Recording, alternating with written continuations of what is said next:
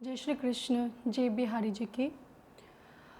एक प्रसिद्ध संत स्वामी रामदास जी महाराज, उनकी एक विशेषता थी कि जब वो भगवान की आराधना करते थे, जब प्रार्थना करते थे, तो उनके चेहरे पर कोई भाव नहीं आता था, उनके होंठ नहीं हिलते थे प्रार्थना करते समय। तो उनके एक शिष्य ने जिज्ञासावश कहा, प्रभु जब आप प्रार्थना करते हैं तो आपके होंठ नहीं हिलते, और जब हम प्रार्थना करते हैं तो हमारे होंठ हिलते हैं। आप तो एकदम पत्थर की मूर्ति की तरह खड़े हो जाते हैं, आपके तो चेहरे पर भी कोई भाव नहीं आता है, न ही आपके चेहरे से लगता है कि आप प्रार्थना कर रहे हैं। आप तो एकदम शांत भाव से खड़े रहते हैं। तो आप ऐसी कौन सी प्रार्थना करते हैं जिसमें आपके मुख से कोई शब्द नहीं निकलता, न ही आपके होंठ हिलते हैं? तो स्वामी रामदास जी महाराज ने कहा, देखो एक समय की बात है कि मैं एक बार राजधानी से यात्रा करके लौट रहा था। तभी मैंने एक राजमहल के सामने एक सम्राट को खड़े हुए देखा, और वहीं पर एक भिखारी को भी खड़े हुए देखा। भिखारी के विषय में तो मैं क्या बताऊं, भिखारी की हालात बहुत ही बेकार थी। पुराने फटे हुए कपड़े पहने हुए थे, शरीर बहुत कमज़ोर था, दिखने में ऐसा प्रतीत हो रहा था मानो महीने भर से इन्हें खाने के लिए भोजन नहीं मिला है।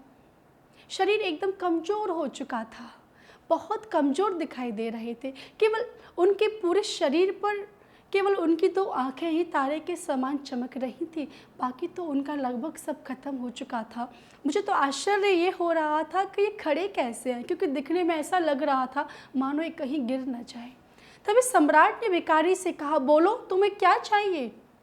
भिखारी ने हाथ जोड़कर कहा कि अगर मेरी स्थिति आपको ये नहीं बता सकती कि मुझे क्या चाहिए, तो मेरा कहने से क्या फ़ायदा है। अगर मेरी दशा को देखकर अगर आप ये अनुमान नहीं लगा सके कि मुझे क्या चाहिए, तो महाराज आपके समीप बोलने का क्या फ़ायदा। संत रामदास जी ने कहा, मुझे भिखारी की उस बात को सुनकर बहुत आश्चर्य हुआ, और उसी दिन से मैंने प्रार्थना करना बंद कर दिया। मैं भगवान के सामने जाता हूँ और जाकर खड़ा हो जाता हूँ। मैंने मन में सोचा कि बोलने से क्या फ़ायदा। मैंने भगवान से कह दिया, प्रभु मैं आपके समक्ष खड़ा हुआ हूँ, आप मुझे देख लीजिए। अगर मेरी स्थिति उन्हें नहीं समझा सकती, तो मेरे शब्द क्या उन्हें समझाएंगे। अगर प्रभु मेरी दशा को देखकर यह अनुमान नहीं लगा सकते कि मुझे क्या चाहिए, मुझे किस चीज़ की आवश्यकता है, तो क्या ज़रूरी है कि वह मेरे शब्दों को सुनकर समझ पाएंगे कि मुझे क्या चाहिए। अगर वो मेरी स्थिति नहीं समझ सकते, तो वो मेरे शब्द क्या समझेंगे।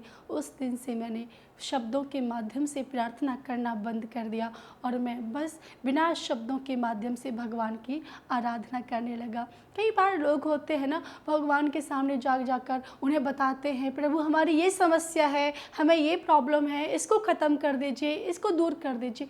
ज़रूरी नहीं है कि आपको अपनी हर समस्या भगवान को बतानी पड़े। अरे भगवान सर्व अंतर्यामी है, भगवान सब जानते हैं तुम्हें क्या समस्या है, तुम्हारी क्या दशा है। भगवान को सब कुछ पता है कि तुम्हें किस चीज़ की आवश्यकता है। तो आवश्यक नहीं है कि आप अपनी बात कहकर भगवान को बताएं। अरे भगवान तो आपको देखकर ही सब कुछ समझ जाते हैं। तो मुझे बताइएगा अवश्य कि कौन कौन व्यक्ति भगवान के समक्ष जाकर मौन होकर आराधना करता है, प्रार्थना करता है। जय श्री कृष्ण।